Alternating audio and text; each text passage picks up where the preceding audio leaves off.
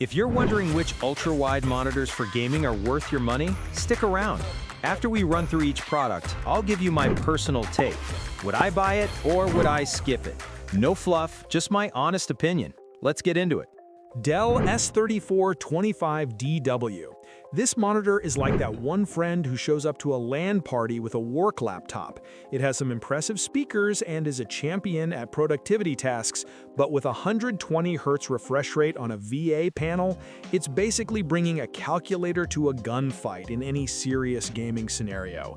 It's technically passable for basic gaming, which is corporate speak for your grandma might enjoy playing solitaire on it. And while the colors are decent, they're about as exciting as a tax return when you put it next to an OLED. Would I buy it? No, unless my boss was paying and I promised to only use it for productivity while secretly installing Steam. LG 45GR65DC. This absolute unit of a monitor has a 32:9 aspect ratio, which is so wide you'll feel like you're in the cockpit of a spaceship. And it's perfect for seeing your enemies coming from a mile away. It pushes a smooth 200 Hz refresh rate with a 1 millisecond response time for fantastic motion clarity, but it's a VA panel, so the image isn't quite as godly as an OLED, and the minimum brightness is so high it might just sear your eyeballs during a late-night gaming session. Would I buy it? Maybe, if I had a desk the size of a ping pong table and wanted to get so immersed in a racing game that I forget my own name. Dell Alienware AW3423DWF. This QD OLED is a total beast for gaming in a dark room with perfect inky blacks and motion so sharp you could probably shave with it. But the moment you let a bit of sunlight into your gaming cave, the blacks turn a bit sad and purple, and the contrast takes a nosedive like it's allergic to the sun or something. The response time is practically instant, and input lag is so low it feels like it's reading your mind, although it does have some annoying screen flicker if your frames per second start jumping around, which they always do. Would I buy it? Yes. If I was a gaming vampire who lives in a basement, because the performance in a dark room is nothing short of spectacular. Asus ROG Swift OLED PG34WCDM. This thing is an absolute monster, packing a 240 Hz OLED panel that delivers ridiculously smooth performance with zero ghosting, making it a dream for anyone who takes their competitive games seriously. Asus basically threw every feature imaginable into this thing, including a KVM switch and a weirdly awesome logo projector on the stand, but you're definitely paying the price for all that tech. The HDR performance is insane, making games explode with color, but its special motion blur reduction mode only works at 120 Hz and makes the screen dimmer, which is kind of a weird trade-off. Would I buy it? Yes, if I had just won the lottery and wanted a monitor that has more features than my car, because a 240 Hz OLED is pretty much the definition of endgame. LG 45GX950A-B. This is the literal Swiss Army knife of monitors, with a crazy dual mode feature that lets you choose between a giant 45-inch 5K screen running at 165 Hz for gorgeous single-player games, or flip to a 330 Hz mode for maximum sweat in competitive shooters. The massive size and high resolution make it incredibly immersive, and the motion handling is buttery smooth. But it has this bizarre weakness where bright colors can look a bit dull and washed out, like a forgotten photograph. Would I buy it? Maybe, because that dual mode flexibility is a stroke of genius, but I'd have to stare at it in person to decide if I can live with those slightly tired-looking bright colors. Samsung Odyssey OLED G8. G885SD. This thing's QD OLED panel gives you colors so rich they'll make your eyes water, and a near-instant 0.03 millisecond response time that makes motion ridiculously sharp, which is perfect for gaming. However, the screen is so glossy it practically doubles as a mirror, and those perfect blacks can get a weird purple tint if you dare to open your curtains during the day. Would I buy it?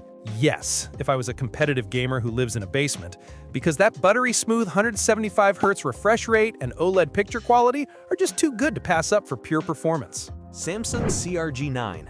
This monitor is so comically wide, with its 32:9 aspect ratio, that you get an incredibly immersive view, which is awesome for simulation games, if you can even find any that properly support it without some serious tinkering.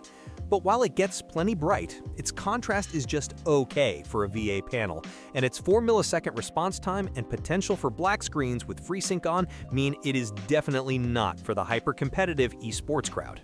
Would I buy it? Maybe. If my main goal was to feel like I'm actually sitting in a cockpit while playing flight sims and I had the patience to mess with settings for every single game. Samsung Odyssey Neo G9 57 G9 5CN. This absolute unit is a 57-inch behemoth that's basically two 4K monitors stitched together, offering a mind-blowing 7680 by 2160 resolution and a 240 Hz refresh rate for an unparalleled gaming world.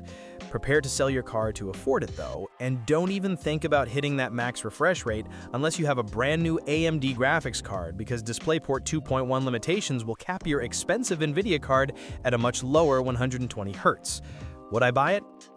No, unless I just won the lottery and wanted to own a monitor that my current graphics card couldn't even dream of pushing to its limits. Dell S34-222WG. The S34-222WG is a true champion for gamers on a budget, delivering a smooth 144 Hz refresh rate and deep popping colors thanks to its high contrast VA panel that makes dark games look fantastic. It's a bit of a blurry mess in fast moving scenes though, and the viewing angles are so bad that your friends won't be able to watch you play unless they're sitting directly on your lap.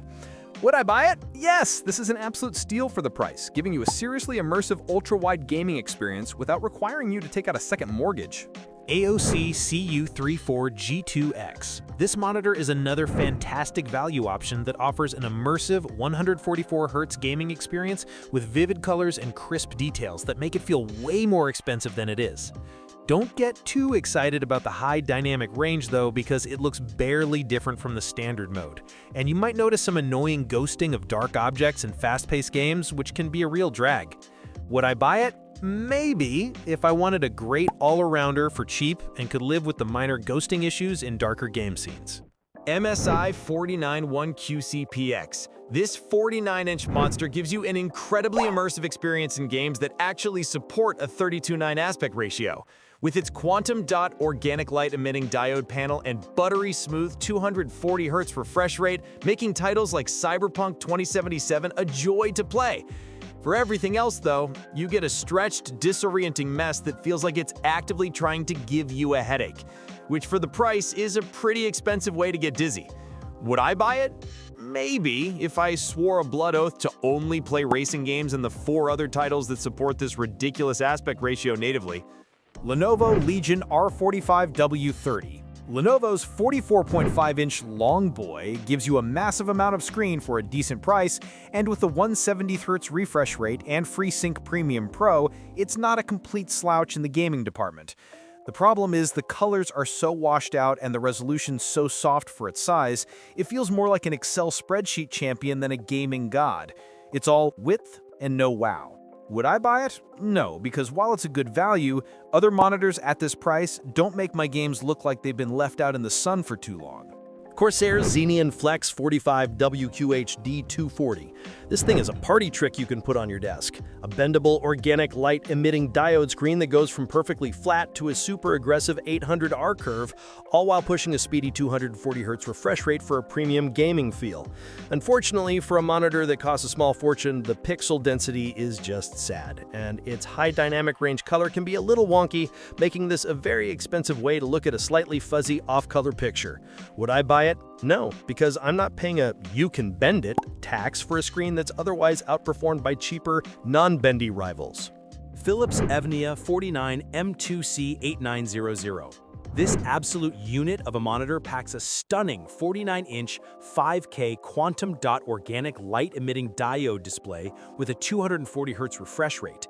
And it even has surprisingly killer built-in audio and a freaking remote. It's an addictive gaming monitor, but you'll need a desk the size of an aircraft carrier to hold it. And its high dynamic range sometimes crushes shadow detail like it's hiding something. Would I buy it? Yes, because a screen this gorgeous and fast, with speakers that don't sound like angry bees in a can, is a rare beast worth making space for. Dell Alienware AW3425DW. This Alienware delivers a beautiful and responsive gaming experience with its 240Hz quantum dot organic light emitting diode panel, and it's even cheaper than the model it replaces. However, Dell must have had a brain fart because it has no headphone jack or speakers, and the screen has this annoying flicker in dark scenes and can make blacks look purple if you have a lamp on. Would I buy it? Yes, because the gaming performance is so good for the money, I'm willing to forgive its weird quirks, but I'm still mad about that headphone jack. LG 34GS95QE-B. This monitor's 240Hz OLED panel gives you motion clarity so smooth it feels like cheating, but the aggressive 800R curve is like getting a constant hug from your screen, which can make spreadsheets look like they're melting. You get perfect inky blacks for amazing contrast, but then it hits you with some noticeable screen flicker when your frame rates drop in dark scenes, which is just a fantastic surprise party for your eyeballs. Would I buy it?